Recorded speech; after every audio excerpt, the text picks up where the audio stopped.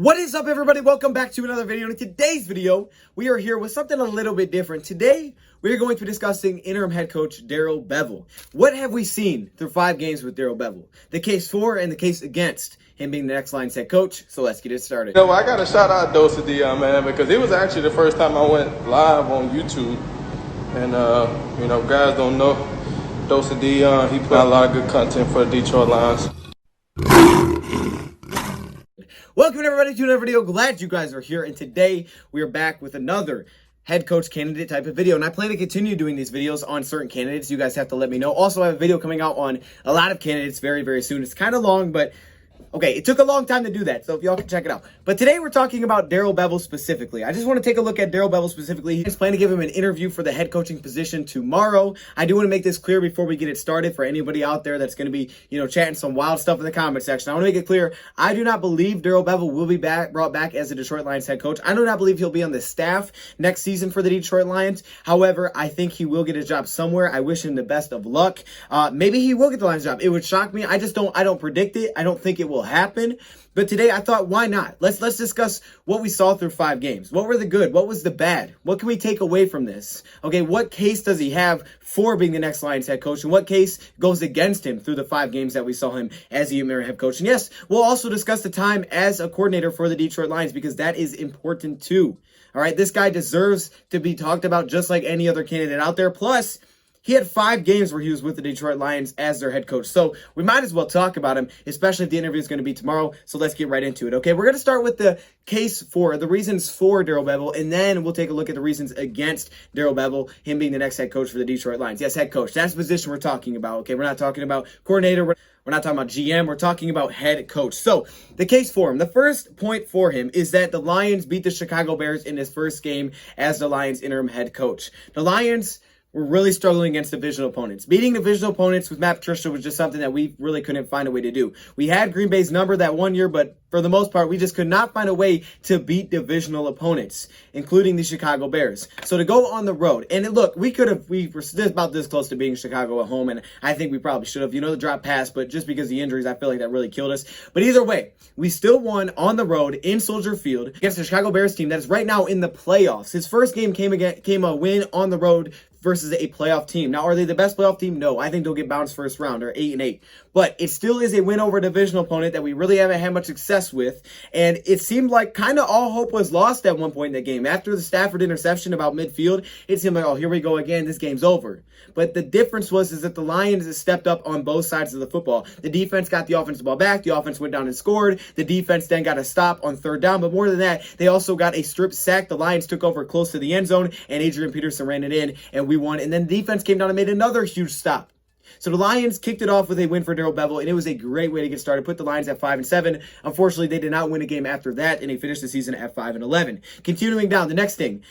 Darrell Bevell clearly brings the best out of Matthew Stafford that we have ever seen. And that's my opinion, but I think also numbers back that up, that Darrell Bevell has been the best guy for Matthew Stafford so far. Now, there could be that better guy out there, but from what I've seen, the Jim Caldwell era, the Jim Schwartz era, all the quarterback coaches he's gone through, I believe that him working with Darrell Bevell is the best we've seen Matthew Stafford. Starting Lions, Giants here. I continue to, campaign for Matthew Stafford as MVP. I think he's right firmly in the conversation. I don't know if it would be Stafford, Wilson, or Watson at this point. We've seen it for 2 years now. The first year we saw it, Matthew Stafford was coming off of one of his worst years. It was less than 4,000 yards, which he really never does. And he comes in, and in 8 games, Matthew Stafford is arguably the best quarterback in the league. He puts up his highest passer rating we've ever seen. He was playing at a tremendous level.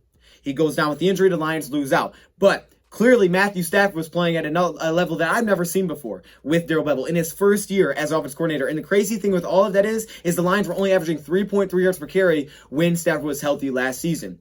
Move forward to 2020. Doesn't come out the same way. But then Matt Patricia gets fired. And Stafford at that point, I don't think was playing that great. I mean, he wasn't playing bad, but he wasn't playing at what we saw the year before at all. And that's kind of what the expectation was heading into the season. But Darrell Bevell takes over. And again, going into that Bears game, Matthew Stafford, in that Bears game alone, it was just like a coming out party. Over 400 yards passing against a Bears defense that didn't allow that to any quarterback that season. 400. multiple touchdowns. The Lions win the game. And after that game, Stafford went on the field, played way better than he did when Patricia was here. I don't know what it was. I don't know if Patricia was holding him back and he said he wasn't. I'm not sure. All I know is the offense was taking shots. They were pushing the ball down the field, and Stafford finished off playing very, very well. Now, unfortunately, he did miss some time because of injuries, but then you fast forward to the next week against Green Bay. Matthew Stafford goes out there, the 1 touchdown, no picks, wasn't able to finish the game, 244 yards. In his third game, the Tennessee Titans, he played again a very good game, completing 69% of his passes, over 250 yards, another touchdown, no picks. Fast forward to Tampa Bay, and the only reason his pass rating is lower in this game is because against Tampa Bay, he didn't play very much at all. He only threw 3 passes. He was 2 for 3 for 17 yards, and that's it. So his pass rating wasn't super high. It was 85.7. But then in the last game of the season, we're playing another divisional opponent against Minnesota, and Matthew Stafford plays one of his best games of the year. It's one of his highest pass ratings. 293 yards, 3 touchdowns, 1 interception, and nearly 4th touchdown if Marvin Jones' pass would have been called complete, and 64.5% completion percentage. Matthew Stafford finished the year, even though it wasn't the best start, with a 104.2 QBR. Stafford played way better when Darrell Bevell's here. The one thing that we know for sure is that when Darrell Bevell has been here, he has brought the best out of Matthew. And the relationship, well, I would say it's mutual, because when Darrell Bevell was asked in his presser today about Matthew, he said he believes Matthew Stafford could win a championship if you put a good team around him. He also said this. He was asked straight up, if you were the head coach here next season, would you want Matthew Stafford? Just to put it more directly, if you were to get this job, would you want Matthew as your quarterback? Yes, I would. Yes, I would. I didn't think you'd answer it like that. Yes, I would. Boom. End of the conversation. It's pretty obvious the players did play hard, and they did play for him. They showed out. They tried their best. They made some key stops against the Vikings as well. Some flags really took it back, but they played hard. I will give them that. They played with an energy and a passion. If you listen to Darrell Bevell's presser today when he was asked what basically would he say to the forwards, make it so the players would speak for himself. How the players responded would speak for themselves. Obviously, but, I think as I really tried to impress upon you guys, was just I want the team to speak for me. I want them really their play to speak, and knowing all the situations and all the things that we were going through, the product on the field and how they played was really important to me. One, that they were giving it 100%, that they were still flying around, that they were still playing for the love of the game. When so to speak. So everybody's saying, I don't know why you guys are playing. There's nothing to play for. We love this game. We respect this game. And they would come in with that new perspective. He pushed that very heavy, that the players, how they play would speak for himself. And he said, he brought up that he's getting all those texts and things like that the players were playing with a lot of fire, a lot of energy. So to me, personally, from what I've seen from the eye test, I believe the players definitely bought in. We're trying to win for him. It just didn't really go so well. They definitely played loose. They played to go win, and they were behind Darrell Bevell. They just weren't good, all right? They were behind him. They just were not a good team. It's just that simple. Defensively, they were awful. Offensively, much better. Defensively, they were really, really bad. They were just awful. I mean, the defense was way worse than what it was even with Matt Patricia here. They just could not do anything to get off the field. They had their couple moments against the Bears. They had moments here and there, but for the most part, the defense was really, really bad with Darrell Bevell. Hopping in here, and to be fair, I always say that, hey, a head coach, they're in charge of everything, not just one spot. So I don't want to be hypocritical and say that, oh, well, Darrell Bevell, just because he did fine offensively, that's good. You don't have to worry about the defense. But I want to keep it fair into the perspective of, hey, Darrell Bevell didn't choose Corey Undlin as the defense coordinator. Darrell Bevell didn't choose for Matt Patricia to be fired. All right? That's the situation that he was in. He was just thrown into it. So he's the head coach, but this isn't the defense that he chose to work with, the coordinator he chose to hire. He didn't have that say. That was Patricia and Quinn, and it didn't work out. I would be lying to myself if I said that I didn't believe there was some sort of disconnect between Darrell Bevell and Matt Patricia. There had to be. There just had to be. This offense that scored 0 points against the Carolina team has done this in the last, 5 weeks against playoff teams? There had to be something there. There had to be something to it. The players, the coaching, something was missing. They could say there wasn't all they want, but something was missing to me. There was something going on with Patricia and Stafford. I believe, this is what I believe it was that Matt Patricia wanted to play a style like in New England. Don't turn the ball over, keep things short, keep time in possession, win time in possession, and just, kind of work your way down the field, waste a lot of clock. But the issue is Matthew Stafford doesn't fit that mold, and I think that was a big problem. That's why we saw when Stafford throw a big pick, it was like, oh no, the game's over. Because Stafford's the kind of gunslinger that, he's going to throw some picks. He's also going to try to rack up 300-plus yards. He'll put up big numbers. You got to kind of play offense like that to mold to his fit. It almost felt like that's not how they were playing with Matt Patricia here. And then once he was gone, we saw, even Darrell Bevell, who's known for rushing football, kind of let Stafford open it up a little bit, let it loose. We saw it against Minnesota. We saw it against Chicago. We saw it against Green Bay. He's just letting it loose. Why weren't you doing better when Darrell Bevell was here? Because, again, your job as offensive coordinator is to not worry about him, but you got to find a way to put up points. Was that because Matt Patricia had this idea of slowing the game down, slowing the pace down, and that allowed you not to score as much? And, you took Stafford out how he wanted to play. I mean, I talked about that earlier in the year. I was like, hey, this is Matthew Stafford. This is not how you play with Matthew Stafford. This is an issue. And I was going off on Bevell. I was looking to fire Darrell Bevell at one point. But clearly, there might have been some other issue there. So the importance will be, can you hire the next DC? Because, yes, the head coach is in charge of everything. But this is also not what he chose to work with. The same situation that Matt Patricia had when he hired Darrell Bevell, right? He decided to choose Darrell Bevell as his offense coordinator. As the head coach, if that offense doesn't do well, it goes back to you. But for Bevell, if the defense doesn't do well, it's hard for me to put it on him and say, well, it's your fault. Not necessarily, because you didn't choose the defensive coordinator. You're not a defensive guy, so that I expect him to improve? No. Players do seem to like him. They seem to play very hard for him. And look, when Sheila Ford Hamp answers a question saying the next head coach will make the decision on Matthew Stafford, but Darrell Bevell will come out and say straight up, yes, I would. I think Matthew Stafford probably likes this guy as well. Now, this one's going a little bit back. This one goes back a little bit. This is when he was with Seattle, and it's just something I thought I would point out because, hey, we all know the Seattle Seahawks drafted Russell Wilson. It was a great draft pick. However, I think it's important to mention that Pete Carroll did give the credit to Darrell Bevell with that draft pick, saying that, hey, that is Darrell Bevell's project. He went to go watch his workout. This is Bevell's project. This pick is for you, Darrell. And what it turned into, the very next season, they were really good offensively. Why? Well, they didn't have a quarterback before then. So he brought in his project, and clearly he might have some sort of eye for a quarterback because Russell Wilson is one of the best in the league, and he's been that way for a very long time. So he knows something about quarterbacks, right? He knows something. I'm just saying, he knows something. Well, he was a former quarterback, so I think that helps out a little bit as well. What also could help him is the uncertainty of the offseason. The fact that we don't know what the salary cap's going to look like. He's already under contract. Would it take a bump? Yes, but he's already on contract. And not only that, if we can't land the head coach that Sheila Ford Hamp is looking for, he's always there as an option, because just because you want a head coach or this guy or that guy doesn't necessarily mean they're going to accept that contract. Darrell Bevell will in a heartbeat. I have to believe that.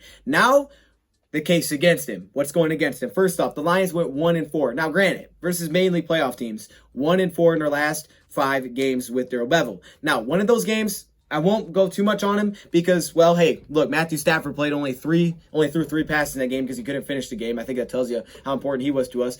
Obviously, defense continued to be bad, which probably wouldn't have been different, but Darrell Bevell wasn't even there. He couldn't be there for COVID reasons. So while the game plan may have been something that he was working on throughout the week, not being there, I think, is a very big difference. So, yes, it's still a big loss, and it goes against him, but I do think there's a little bit to take off of it. But, yes, 1-4 is not good enough, and Corey said itself, 5 wins is not what Sheila Ford Hamp is looking for. I'm assuming she's not looking for 1-4 either. That just ain't good enough. Like I said, the defense got worse. Now, I wasn't expecting it to improve, but it got worse. Did they play hard? I think so, but the defense is clearly lost. So, a big question will be, can he, if he was the head coach, hypothetically, find a defensive-minded coordinator? Can he find a defensive coordinator to help this defense? Because from what we've seen this year, he won't give you much to the defense. He needs to find a defense coordinator. It was kind of the same situation with Matt Patricia and Bob Quinn. They weren't going to help you much on offense, but they needed to find an offense coordinator. They found Bevell, and arguably it was their best hire. Now it'd be the same reverse. Darrell Bevell, can you find a defensive coordinator to play that role? If you can, we might be on to something, because clearly their offense was better with you, and Matthew Stafford plays really well with you, and you already believe that he can win a championship with a good team around him. So that's great, but you have to find that. See, the thing is, even though he's been an interim head coach and he has that experience, he's never had the experience of an offseason. He's never had experience of building a team, building a staff. He's never hired anybody. He, I guess, technically fired somebody already, so I guess you can check that off his list. But there's a lot of things he still has yet to do. Building a team is one of the most important ones. Dealing with new attitudes, new personalities that he put together, that is going to be one of the biggest things. That's one of the biggest question marks. And that's one of the biggest question marks to every coordinator. Is the question is, how can they do when it comes to a whole team? And still, even though you're an interim, it's still not a full sample size. It's still only 5 games. A full season could tell a completely different story. The ups and downs of the season. At this point, you were already banking on the fact that you weren't going to the playoffs. It was just, hey, you got nothing to lose. Let's go out there and play.